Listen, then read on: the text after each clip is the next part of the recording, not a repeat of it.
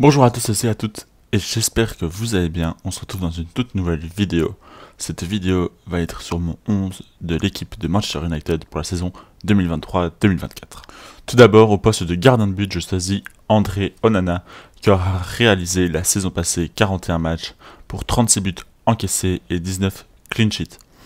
Il vient de signer à Manchester United en provenance de l'Inter Milan, où il a été en finale de Ligue des Champions avec l'Inter Milan. Et on sait à quel point il a été important et très bon, que ce soit au niveau de ses réflexes sur la ligne qui sont juste incroyables, et son niveau de relance qui est du même niveau qu'Ederson, même meilleur de mon point de vue. Donc ça va être un atout redoutable pour Manchester United la saison prochaine, et il va nous faire une saison incroyable. Ce joueur est l'un des meilleurs gardiens, voire le meilleur gardien actuellement avec Thibaut Courtois.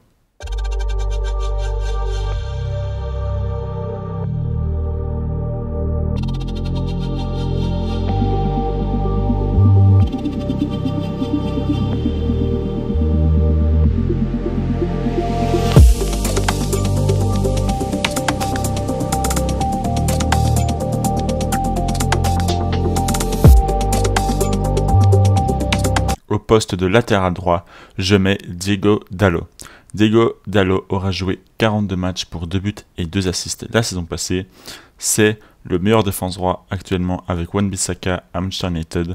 Et je choisis Diogo Dalot personnellement parce que je préfère le joueur. Et je trouve que la défense est plus stable quand lui est titulaire que quand c'est Wan-Bissaka.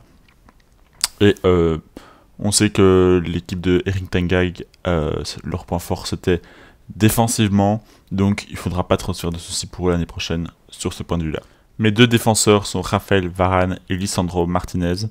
Alors j'ai choisi ces deux joueurs parce que défensivement la saison passée, comme je disais tantôt avec Diogo Dalot, c'était le point positif et le point fort de Manchester United, c'était leur niveau défensif. Et ces deux-là sont la meilleure charnière disponible quand on sait qu'il y a un Maguire derrière, ou un Eric Bailly qui est revenu de près de Marseille. Pour moi, c'est les deux meilleurs joueurs disponibles. Et on sait qu'ils se complètent très bien. Que ce soit Lisandro Martinez qui est un peu plus petit mais qui se bat sur tous les ballons, ou un Raphaël Varane qui est très solide et qui est le leader de cette défense. Il faudra juste que les deux joueurs se blessent moins. On sait que Raphaël Varane a été absent de mars à avril, jusqu'au 13 avril plus ou moins, et puis après il s'est blessé jusqu'au 13 mai. Donc, ils devront être fit à 100% l'année prochaine. Ou alors acheter des backups en cas d'une blessure d'un des deux joueurs.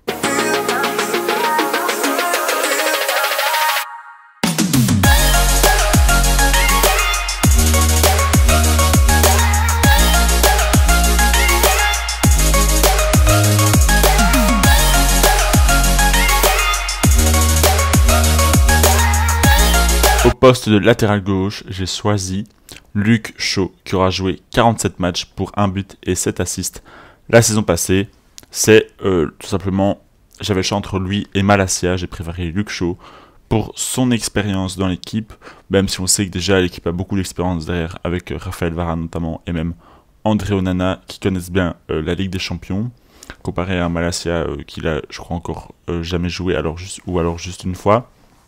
Donc, Raphaël Varane et Onana viennent apporter cette expérience, et Luke Shaw en plus, qui est très important pour moi dans une équipe de foot. Luke Shaw est tout simplement excellent depuis qu'il est revenu de son énorme blessure. Donc pour moi, c'est le meilleur à gauche dans cette équipe de Manchester United. Mon premier milieu de terrain est un milieu de terrain défensif, et ça va être Casemiro, qui aura joué 51 matchs pour 7 buts et 6 assists la saison passée. Pour moi, c'est déjà le meilleur milieu défensif actuellement.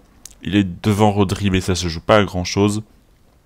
C'est un joueur agressif, mais en même temps il joue bien, il sait jouer de l'avant. On voit bien dans ses statistiques, 7 buts et 6 assists. Et il défend très bien, il met de l'agressivité qu'il faut dans ce milieu de terrain. C'est ce qui manquait à Manchester United ces dernières saisons. C'est sans doute l'un des meilleurs joueurs de Manchester United, voire le meilleur. Donc, il doit clairement prendre sa place en tant que 6.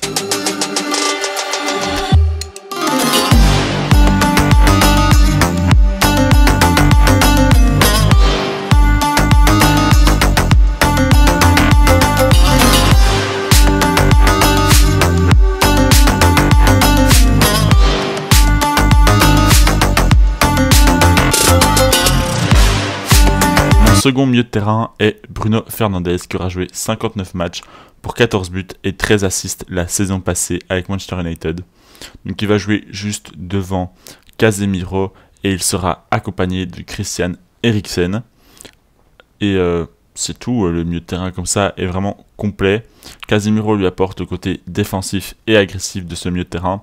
Bruno Fernandes le côté complètement offensif avec Christian Eriksen également, mais qui lui reviendra plus défendre comparé à un Bruno Fernandes qui lui aura un peu plus de liberté offensive et qui aura moins besoin d'effectuer ses rôles, ses tâches défensives qu'un Christian Eriksen qui lui est obligé de les effectuer, sinon il y aura un problème dans ce milieu de terrain. En attaquant droit, j'ai choisi Anthony.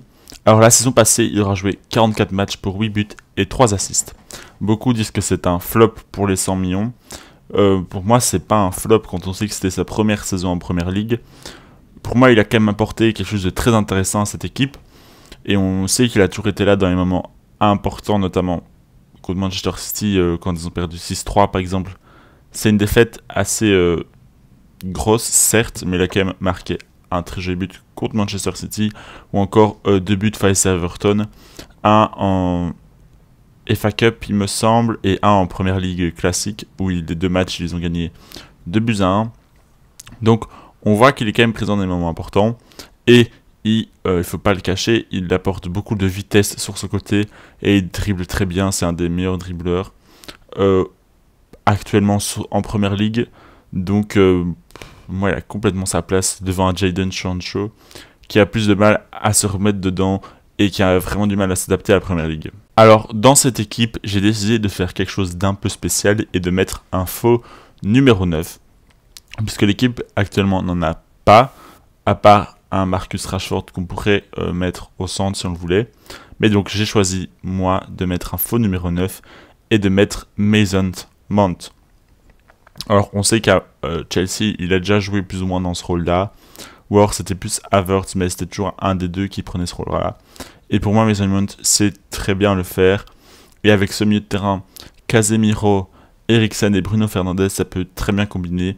On sait que la saison passée, Mason Mount ne jouait pas beaucoup, mais il a quand même marqué 3 buts et fait 5 assists avec Chelsea.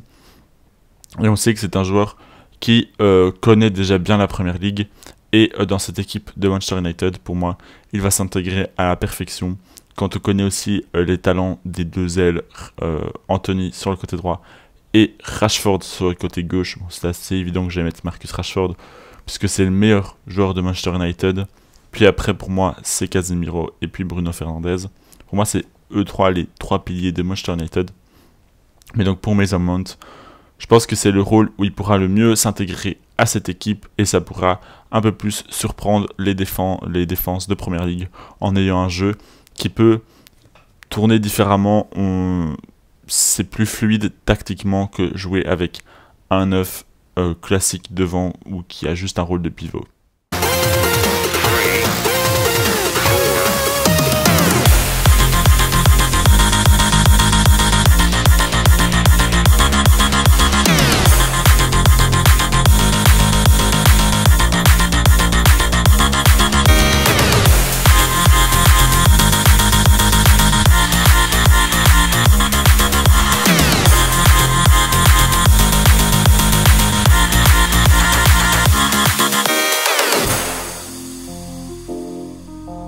Et au poste, comme je le disais tantôt, d'ailier gauche, ce sera Marcus Rashford, qui aura joué 56 matchs pour 30 buts et 9 assists la saison passée.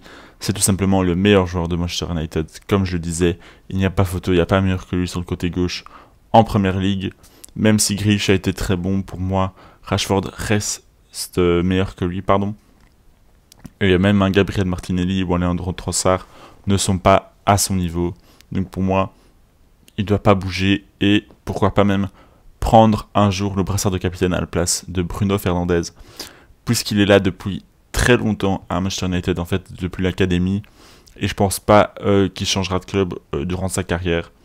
Et on voit qu'il porte vraiment les couleurs de Manchester United très fièrement, et il porte cette équipe haute, et pour moi, il est à fond avec les valeurs de ce club, donc il faut vraiment le mettre en tant que capitaine, et il pourra avoir un nouveau visage qui va être très important pour la saison prochaine.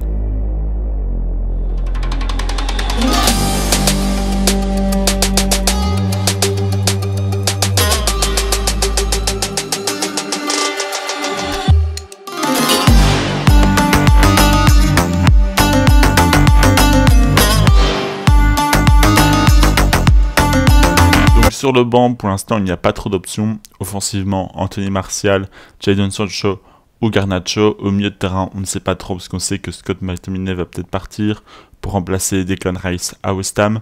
Fred va aussi sûrement partir en Arabie Saoudite. Donc au milieu de terrain, on sait qu'il n'y a pas encore trop d'options. Et défensivement, on sait qu'on a Lindelof, Wan-Bissaka ou Malacia encore, Johnny Evans aussi, et Eric Bailly qui est revenu de près. Donc pour moi, il faudrait quand même encore des petits backups au milieu de terrain. Soit acheter des jeunes prometteurs, soit prendre des jeunes prometteurs de l'académie, ou alors des joueurs d'expérience pour pouvoir aider dans la rotation de cette équipe tout simplement. Donc au niveau tactique, vous pouvez voir l'équipe qui est juste ici. Bon, enfin je vais la mettre comme ça. Donc vous pouvez voir comment elle va s'articuler. Donc c'est un jeu qui est plutôt mi-offensif, mi-défensif.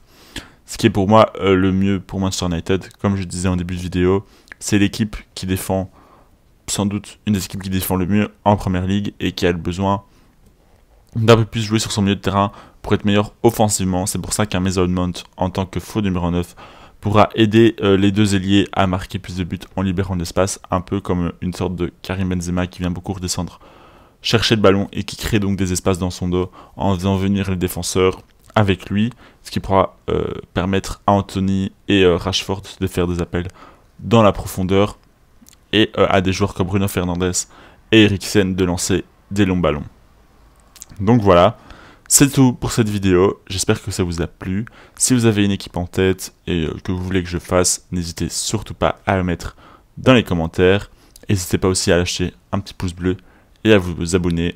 C'était PH Neutre. Ciao.